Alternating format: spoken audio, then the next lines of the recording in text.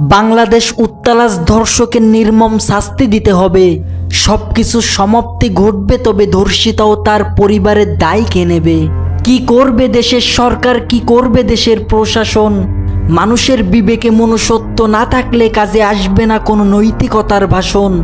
ধর্ষকের শাস্তি হওয়া উচিত জনসম্মুখে যন্ত্রণাদায়ক ফাঁসি। একটি ধর্ষক কেড়ে নেয় গোটা পরিবারের জীবন, থমকে যায় পরিবারের সারা জীবনের হাসি।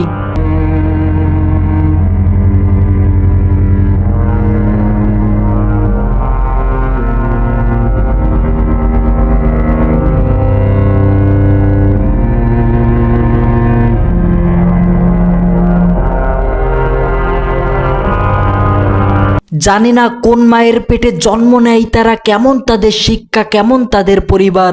হে আল্লাহ, তাদের তুমি দেখে নিও, তারা মানুষরূপী কুলাঙ্গার।